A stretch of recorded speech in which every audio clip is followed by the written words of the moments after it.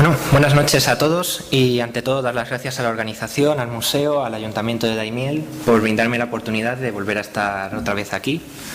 En esta ocasión mi ponencia se titula Daimiel en la Edad Media y bueno, como pueden ver el texto lo he realizado yo y la ilustración que verán al final es de un amigo local, artista local, Jesús Rodríguez de Guzmán García Pardo. Bueno, en primer lugar, los objetivos de este artículo son los de trazar las líneas generales de la evolución de la ciudad de Daimiel durante todo el periodo medieval, desde sus posibles orígenes, no es algo que esté todavía cerrado del todo, hasta el final del siglo XV del propio periodo medieval. Segundo de los objetivos es mostrar la importancia de esta época en la configuración de la localidad, tanto en cuestión de trazado como económica.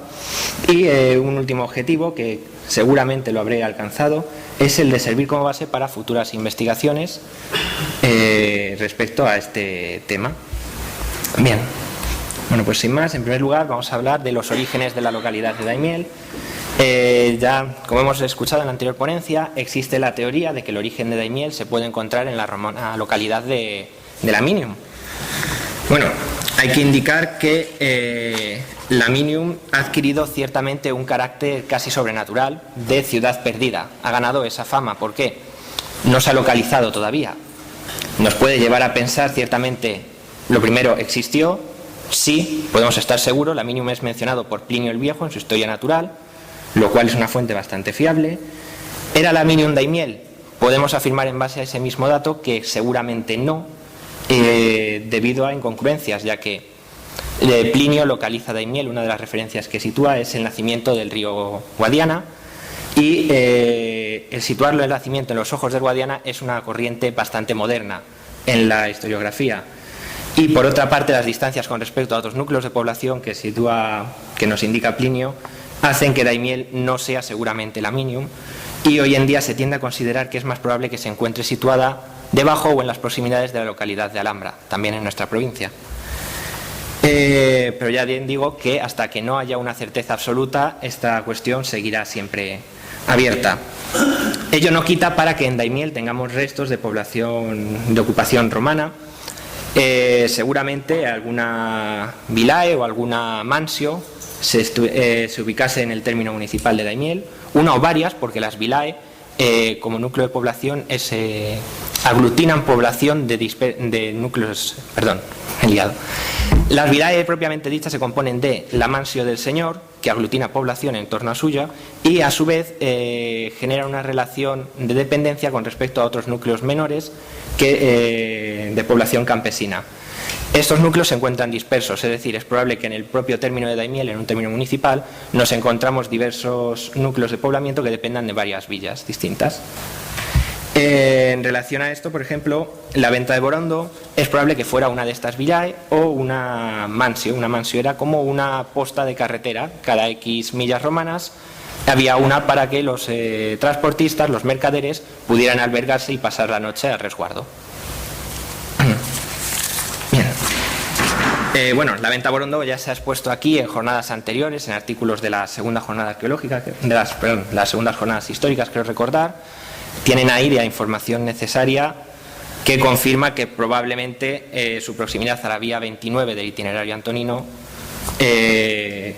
la convierta en una mansio. Bien, pasamos un poco en el tiempo, avanzamos. Después del Bajo Imperio nos encontramos a principios del siglo VI. Como bien saben, después de la batalla de Bouillé, en el año 507, los visigodos son desplazados de su núcleo de poder en Aquitania, en el sur de Francia, y fundan lo que es conocido como el Reino de Toledo.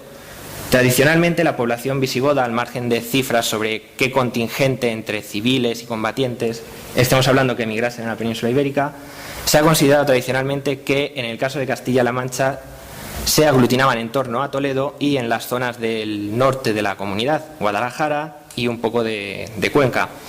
En relación a esto, Izquierdo Benito, basándose en una ordenación de las diócesis producidas tras la conversión de Recaredo, en el año 589, considera que Oreto era el único núcleo poblacional de entidad de la región de Ciudad Real, de lo que hoy es la provincia de Ciudad Real, ya que es la única diócesis mencionada en la zona, frente a 3 creo recordar que había, por ejemplo, en la zona de Guadalajara.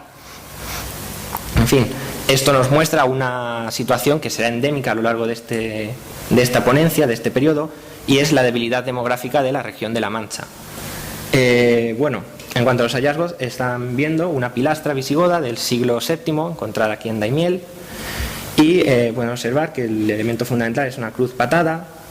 Se especula que pueda formar parte de un templo, un lugar de culto, y no es el único. En los alrededores, por ejemplo, tenemos en Villarrubia, cerca del santuario de la Virgen de la Cabeza, se ha descubierto recientemente, hace pocos años, enterramientos de época visigoda. Hay que diferenciar también, ciertamente, entre visigodo en cuanto a pueblo y visigodo en cuanto a periodo. Es una de las diferencias que hay que hacer, si es un aporte de hispanos romanos que se han aculturado en cierto sentido, o si verdaderamente son visigodos, étnicamente hablando, los que estaban asentados en esta zona. Estos yacimientos no nos permiten hablar de la existencia de una continuidad en el poblamiento. No podemos aventurar si había una población étnicamente visigoda. Sí podemos señalar que la economía sigue una evolución similar a la que puedo seguir en el resto de la meseta. El cultivo cerealístico sería el principal, especialmente la cebada.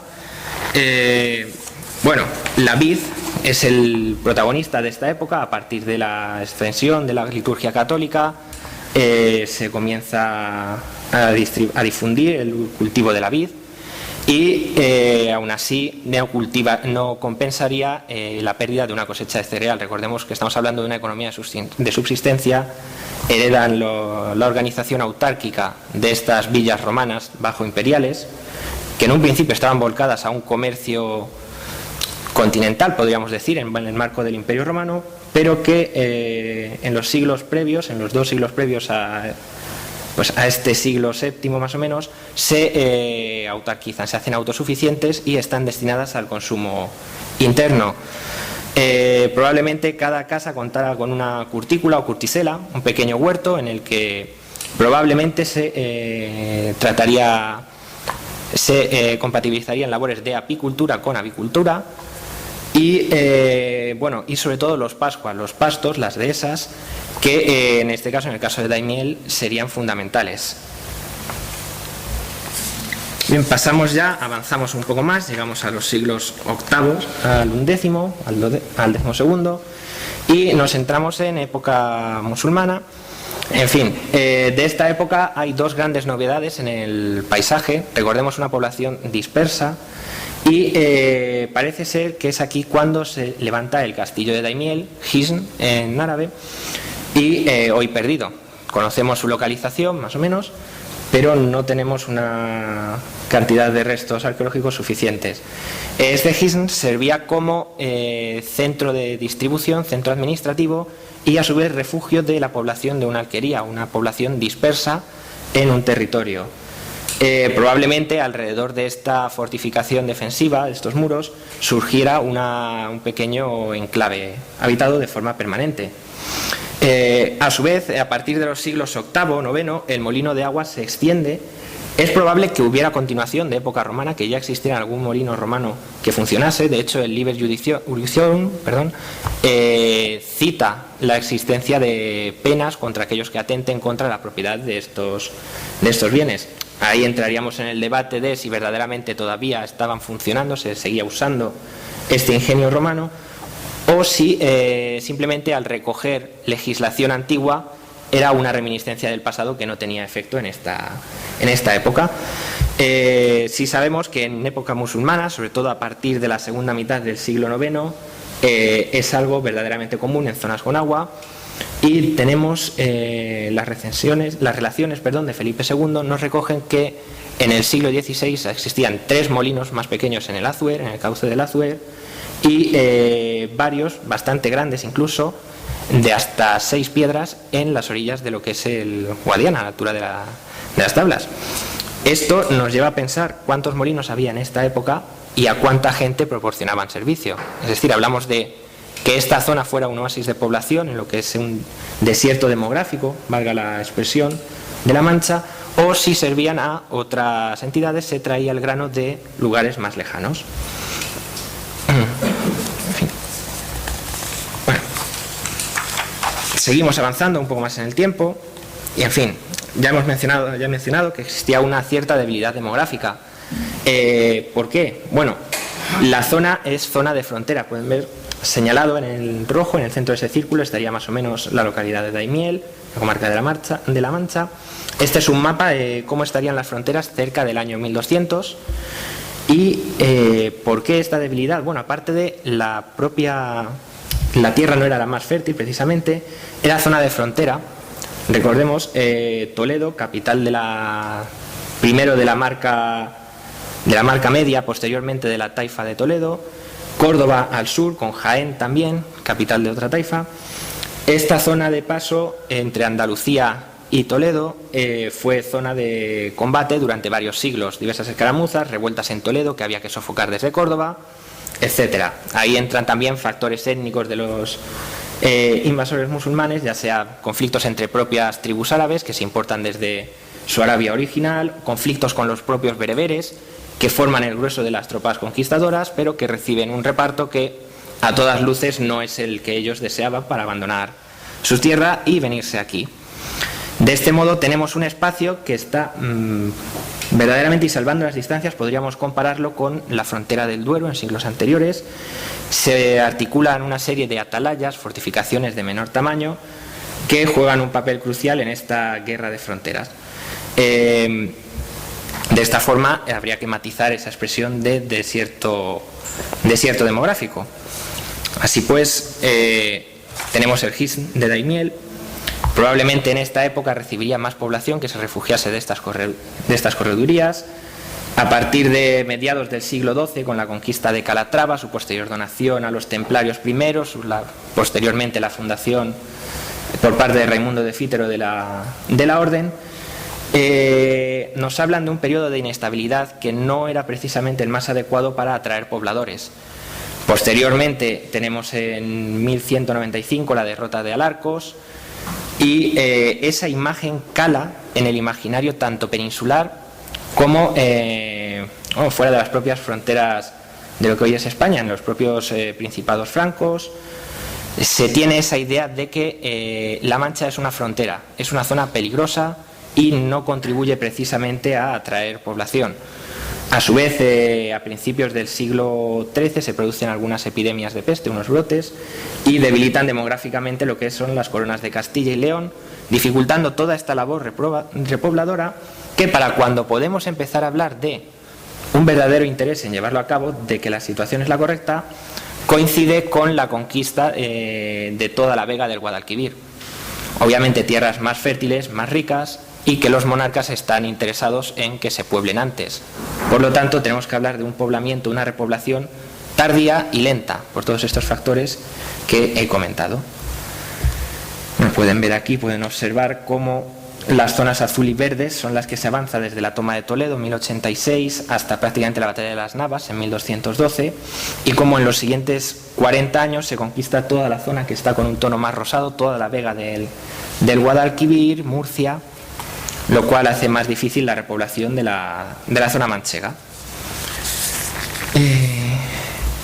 Bien, de esta forma llegamos ya a mediados del siglo XIII, ya podemos hablar con certeza desde el punto de vista histórico, desde el punto de vista documental, de la existencia de Daimiel. Daimiel ya aparece mencionado en documentos de la Orden de Calatrava, destaca la concordia entre el prelado de Toledo y el maestre de Calatrava por unas percepciones pecuniarias. Esta se produce en mayo del año 1245 y es curioso en relación a este documento, en las relaciones de 1576, a la respuesta a la segunda pregunta, se recoge que los propios daimeleños conocen este vacío documental de una forma un tanto no académica. Responden que no le dan a la propia villa más de 300 años de antigüedad, lo cual nos remite aproximadamente a esta época. Es decir, hay una conciencia de que Daimiel existe verdaderamente a partir de esta época, mediados del siglo XIII. Pocos años después, en 1268, tenemos la primera delimitación de los límites de Daimiel, que avanzan desde la senda de la Pollina, junto a Barajas, hasta el término de Torroba, prosiguiendo por el límite de Moratalaz hasta los ojos del Guadiana, y desde allí hasta Zacatena, desde donde se cierra el círculo hasta la Pollina. He mencionado dos núcleos, Barajas y Moratalaz. Hoy en día La superficie que ocupaban estas localidades, estos enclaves, está repartida entre Daimiel y las localidades vecinas de Manzanares y Torralba, creo recordar, Torralba. Y nos hablan de que existían varios núcleos de población con entidad propia. Requerirían una ponencia individual cada uno de estos núcleos. Lo dejo apuntado, no es el caso no lo podemos recoger en este momento. Vemos como Daimiel tenía un término más pequeño y se beneficia de estos despoblados ya a partir del siglo XV. Recoge aportes de población de estos dos núcleos. A partir del traslado de la Orden de Calatrava a lo que será conocido como Calatrava la Nueva, frente al castillo de Salvatierra, anteriormente llamado Castillo de Dueñas, en 1218, Calatrava la Vieja decae, su población se dispersa por otros enclaves y a la vez empieza el auge de la localidad de Almagro. Almagro se convierte en la capital administrativo-política de esta nueva orden y se convierte, junto con el Sacro Convento de Calatrava la Nueva, en una parada obligada en el camino que une Andalucía con Toledo a través de Consuegra. Eso hace que Daimiel sea la siguiente parada después de Almagro, lo que le confiere un vigor especial a la economía de la localidad. Daimiel pasa de ser un enclave fortificado en la órbita de Calatrava, de la antigua Calatrava la Vieja, a convertirse en un núcleo, en un enclave de paso, un enclave orientado al comercio. Bueno, la agricultura obviamente es básica, pero comienza aquí una vocación comercial. A su vez, esto favorece la economía. En los siglos finales del medievo destaca la influencia de la transhumancia y la mesta. En los siglos XIV, XV, ven como la cabaña ganadera de la Orden de Calatrava, inicialmente en su mayoría de tipo bovino y equino, comienza a traspasar sus cabezas al ganado ovino o caprino. Esto obviamente afecta las relaciones de la mesta con la Orden de Calatrava. Tenemos recogidos infinidad de conflictos entre ambas instituciones por los pasos o por los peajes, por así decirlo. La agricultura se mantiene igual, el cereal sigue siendo la base, cebada principalmente, la vid gana más peso, es lógico, ya no afecta la prohibición coránica de no consumir la uva fermentada. La Orden de Calatrava es a fin de cuentas, orden militar, pero también monástica. Se necesita uva para el vino. De igual manera, los olivos, es curioso, los olivos que hoy son abundantes, están presentes en nuestra localidad, prácticamente eran inexistentes en este periodo. De hecho, se conservan algunos documentos que nos hablan de cómo tenía que ser exportado desde Jaén y el sur de lo que viene a ser Sierra Morena. Había un déficit tanto de fruto de olivo como ya de su refinamiento en forma de aceite. En cuanto a la demografía, a la sombra de Almagro, insistimos, empieza a desarrollarse una clase de mercaderes, en su mayoría judíos o conversos. Destaca, por ejemplo, el caso de Juan Calderón, daimieleño, nacido a finales del siglo XV y recogido en un estudio de Juan Toledano Galera, bastante interesante, que nos viene a definir bien este mundo de pequeños comerciantes que se movían a un nivel regional. No hablamos de grandes mercaderes como podían ser los italianos o los flamencos, pero que jugaron un papel fundamental en el desarrollo de sus municipios. Demográficamente hay que señalar que no tenemos muchos datos para esta época. Probablemente Daimiel se encuadre en las tendencias naturales de la época, es decir, una gran recesión debido a la peste negra y sus rebrotes a lo largo de la segunda mitad del siglo XIV, y una lenta recuperación que se empieza a partir del cambio de siglo al siglo XV, que se acelera ya en el siglo XVI en una coyuntura de bonanza económica. Así pues, tenemos una noticia de Fernando Colón en 1520 que indica que la ciudad posee unos 500 vecinos. Dependiendo del coeficiente que le otorguemos, podemos hablar de unas 2.000, 2.500 personas. Pero posteriormente tenemos las relaciones, otra vez, fuente inagotable de datos, aunque tardía para el periodo medieval, en el que, junto a la mención de la población de la época, de 1576, se menciona que 40 años antes, esto es en torno a 1536, 1535, poco más de una década después de este primer dato que hemos mencionado, la población se ha doblado. Pero es que 40 años después tenemos que son casi 2000 los vecinos que habitan en Daimiel.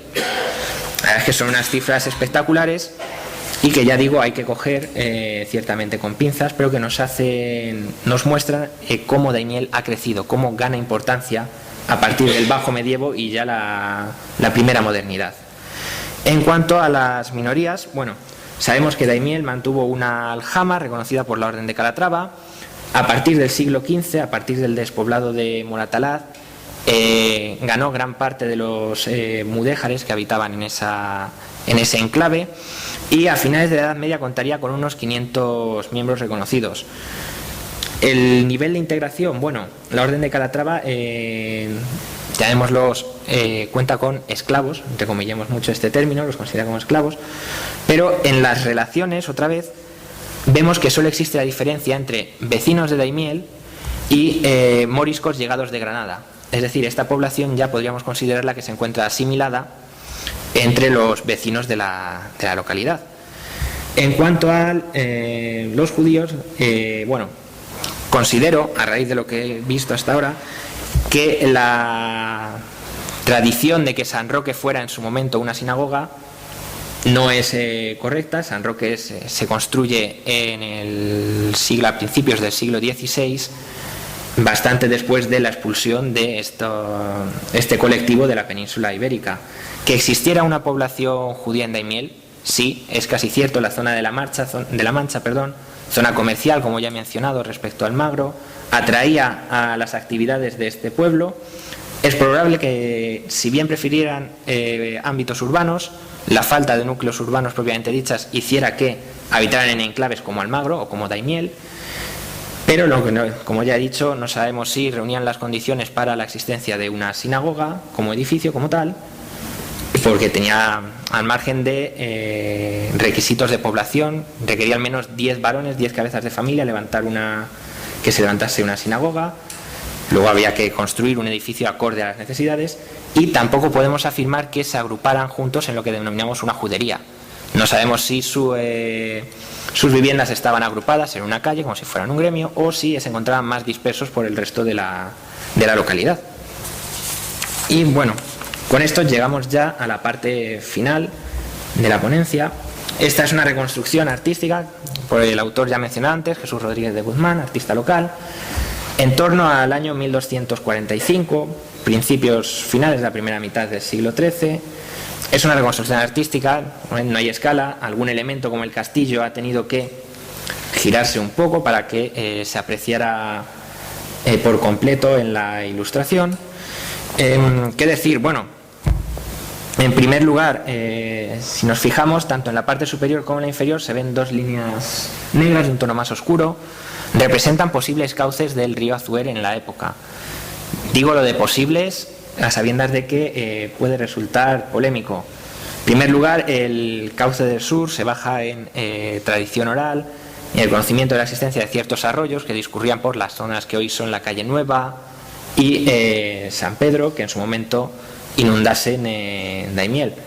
Se habló también en anteriores ediciones de estas jornadas, hubo un artículo acerca de el terreno volcánico de la zona, y se marcaba esa zona como un paleocauce, un cauce de una antigüedad de 1,5 millones, 2 millones de años, bastante antiguo. El segundo de los cauces, el norte, se basa en un comentario en una apreciación personal del doctor Manuel Retuerce Velasco, excavador habitual del yacimiento de Calatrava la Vieja, que este febrero, en una conferencia en la Universidad Complutense de Madrid, mencionó que en una de las últimas excavaciones habían descubierto la desembocadura del río Azuer un poco al norte de lo que es el yacimiento de Calatrava la Vieja. Es decir, que el Azuer no iría hacia el Molino de la Máquina, que quiero recordar que es donde desemboca actualmente, en el Guadiana antes de las tablas, sino que desembocaría posteriormente, es decir, rodearía la localidad de Daimiel. Ya digo, a falta de que el profesor Retuerce publique las conclusiones de este estudio, de esa campaña arqueológica, esto no es más que una suposición. En tal caso, si le damos visos de verosimilitud, a esta suposición del doctor Retuerce, esto podría explicar por qué la localidad se expande hacia el sur, hacia la zona con más desnivel respecto al castillo, es decir, alejada de la zona más pantanosa. Notemos que en Daimiel las lagunas principales son 4, Nava, Navaseca, Escoplillo y Albuera. 3 de ellas se encuentran situadas en lo que sería el norte de esta línea que hemos trazado aquí, de este cauce que hemos trazado, y una de ellas, la Nava, se encontraría al sur-suroeste. Sinceramente, que estuvieran interconectadas por un cauce de agua en épocas de crecida, fuera el Azuer, fuera simplemente por encharcamiento, tiene visos de verosimilitud, pero a falta de confirmación, a falta de mayores estudios, hay que tener cuidado con no pillarse los dedos y señalar que es una posibilidad.